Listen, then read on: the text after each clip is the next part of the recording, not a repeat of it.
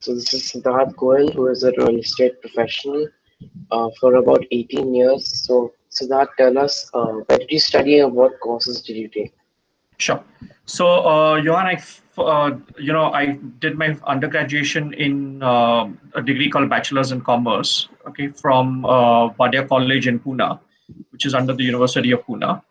And then post that, I did my first master's in a institute called Center for Development Studies and Activities, which is again in it's a private institute affiliated to the University of Pune. And the degree that I did was a master's in development planning and administration. So this has to do basically with rural and urban planning on a village level, which is a micro level, or going up to a regional level.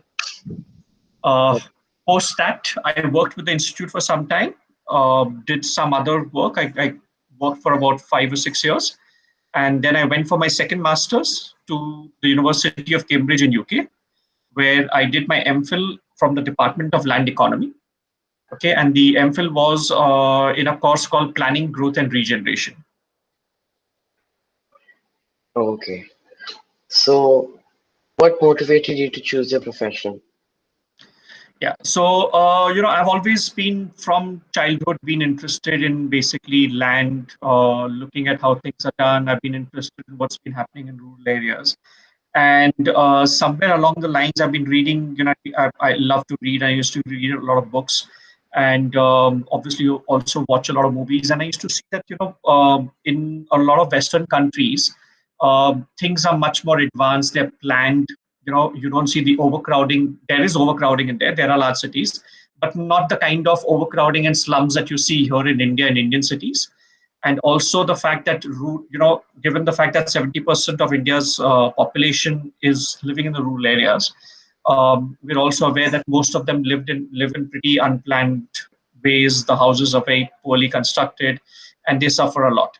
So that's why I was, even when I was getting older and deciding to take up a career, when I was doing my BCom degree, most other people from my class were either going in for CA or for an MBA. But I wanted to do something to do with land and help to plan and improve our infrastructure. So that's when I came across this course in CDSA, and I went for my first master's, and I fell in love with the course completely, and that's what actually pushed me further down the path. And I said, okay, I want to get into this field completely. Mhm. So how do you use technology and how do you think technology will impact your line of business?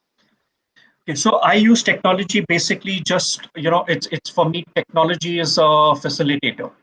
Okay, so the thing is that, land, anything to do with real estate, whether you're doing construction, whether you're doing planning, whether you're doing anything else, the final product is a very physical medium. And I myself am not involved in actually doing the construction myself, but more on the advisory part. So I use technology mainly to gather a lot of data from different sources, to analyze it, and present it in a better manner. Of course, given the fact that today, COVID has come in and we're all working from home. But before this, also technology helped me to actually share my views with the wider platform in the form of Twitter or LinkedIn, sharing articles, conducting meetings with clients across the globe. But there are increasingly tools that are coming up in technology which also help you to identify. So you can use Google Earth to look at the map of a place. You can look at a plot and you can see what is the topography around. You can facilitate that for even clients. Okay, and there are various technologies which are now which have been developed and which we've been using since quite some time. So in the past you had to have a drawing, an architectural plan or a rendering which you showed to clients to show what the layout of an apartment looked like. And today, thanks to various tools, you actually create a complete 3D walkthrough, and you can actually create even, and especially virtual reality has come in, where you can actually take clients for a walkthrough through an apartment that they would probably look at buying. So technology basically has become a facilitator in our industry, and that's how we're using it. Okay. So what skills should someone have to succeed in your field? So I think skills are basically something which you can learn and acquire. But the most important thing is that there needs to be a real genuine interest in this particular field. Unfortunately, what we've seen is that most people end up coming into this industry just to make money, okay, because they think that you can make lots and lots of money. Real estate historically has been one of the largest generators of wealth, and a lot of people get attracted by that. But to be really successful in this particular field, what you need to have is really a genuine interest, and the skills that you really need, depending on what side of because this is a very large industry. So tomorrow, if you want to become, for example, a developer and you want to get into construction, then you need to develop technical skills. So which means you need to go and do your bachelor's, and your get a degree in civil engineering, for example, which I didn't do because I wasn't so interested in doing the actual physical construction as much as managing the process. But so you can get a degree in civil engineering.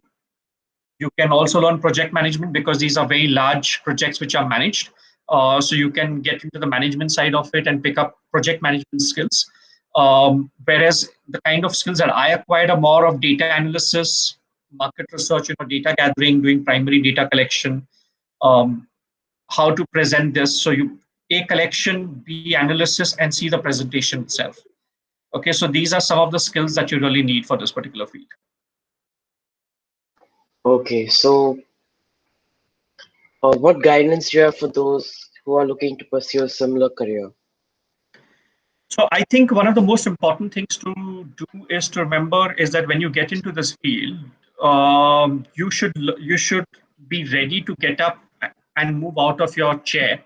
Okay, because too many people spend time on a computer, and just sitting on their chairs in air-conditioned offices or in air-conditioned cars when they're roaming around.